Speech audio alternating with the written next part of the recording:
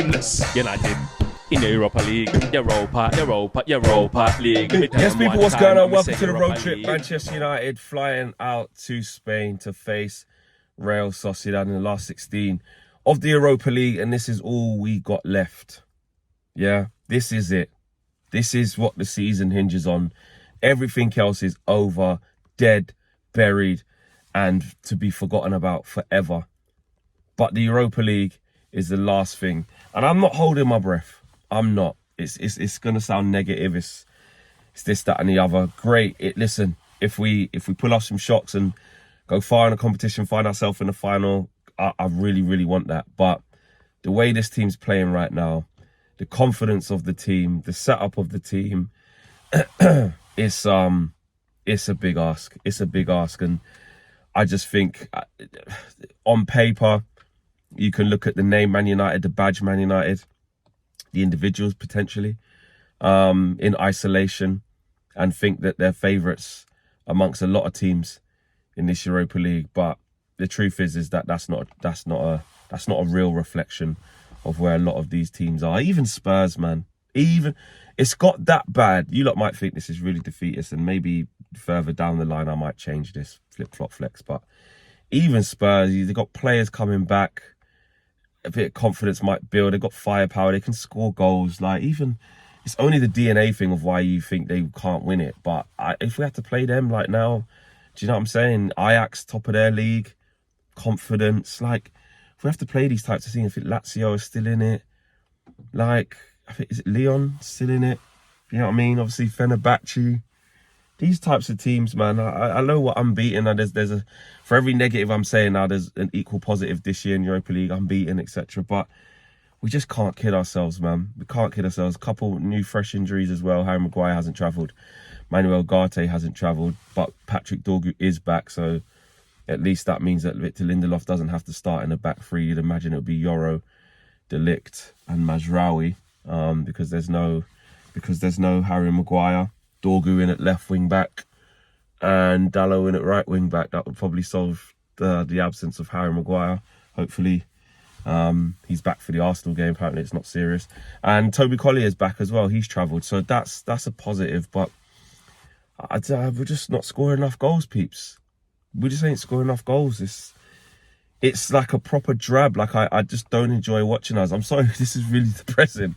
This is actually mad depressing, but I just can't.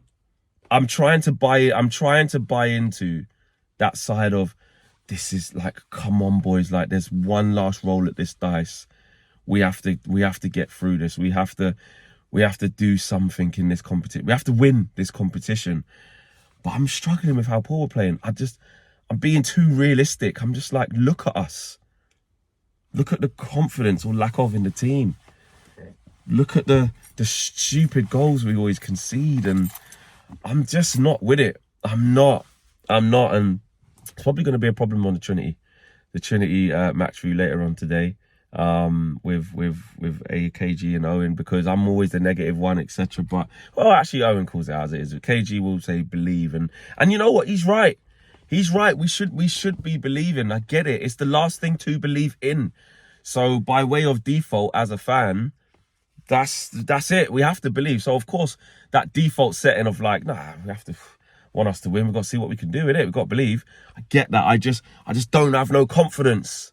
I don't have no confidence, and I know a lot of you guys don't as well. So that's where I'm at in terms of my thoughts going into it on a personal.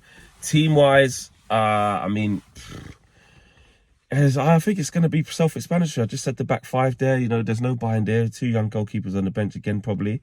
So you got Onana in goal. Midfield will be interesting. Collier's been out a long time, or quite a bit, you know. So I don't know if he's going to get a start straight away against Sociedad. I'm assuming that will be Casemiro and Bruno as the 2 6s. There's not really anything else we can do there with no Ugarte, no Kobe, who, you know, his position wasn't even really there. Yeah, so I think that's self-explanatory. I'd be stunned if Collier gets a start. Maybe he does, though. Maybe he does. We'll see. The 2 10s. Xerxes obviously going to start. And then you pick between Garnacho and Eriksen. Garnacho, again, the secret weapon off the bench.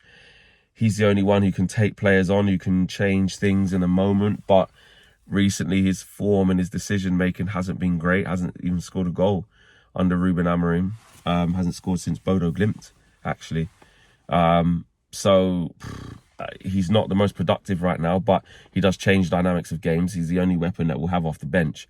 And I think Ruben Amorim will probably keep him there, because if the game gets tight, it gets stretched, it gets a little bit dull, you can bring Garnacho on to change things. Now, listen, equally, you could say go for it from the start and have a weapon like Garnacho on and go at the fullback and put them on the back foot. But I don't know. Often, I think Ruben Amorim's opted to have at least something up his sleeve off the bench. Eriksen, with all due respect, is probably better in a game like this, and better in most games as a starter if he's going to play. He's not really a difference maker. He can find assists, he can find players. He did it against Southampton when he came on, actually. He got the goal for 2-1. Great ball to Ahmad, little ball over the top. So he can change the game in that capacity, but in a different way. I think if you're looking for impact off the bench, Garnacho's your man. And even that, there's impact, but it might not transpire to quality or goals. It's just impact in terms of, you know, getting free kicks and getting corners and changing the dynamic of the game. It doesn't necessarily equate to output, which is a problem. Sociedad, they've been a bit indifferent, you know, smashed against Barcelona 4-0, but they took players off. I think I saw Zubamendi come off at half time in that game, because they realised 2-0 down, we're not going to get anything out of this. Let's prep for Man United. They'll keep the ball well. Bruno's already spoken about it in an interview beforehand. Just dropped my keys. He spoke about it in an interview beforehand. They will make us run. They will make us run. They will be at it. We have to be ready to run again. We've had to play 120 minutes against Fulham. What are the energy levels going to be like? I'm very fearful for this. I'm fearful that the tie could be over before we even get back to Old Trafford. That sounds really defeatist, because also, you know, losing positions going back to Old Trafford in yesteryear, in the past, is something like, we're like, cool. No, you know what? Get them back to Old Trafford. 1 goal deficit, no problem. Getting a team back to Old Trafford now. What does that even mean?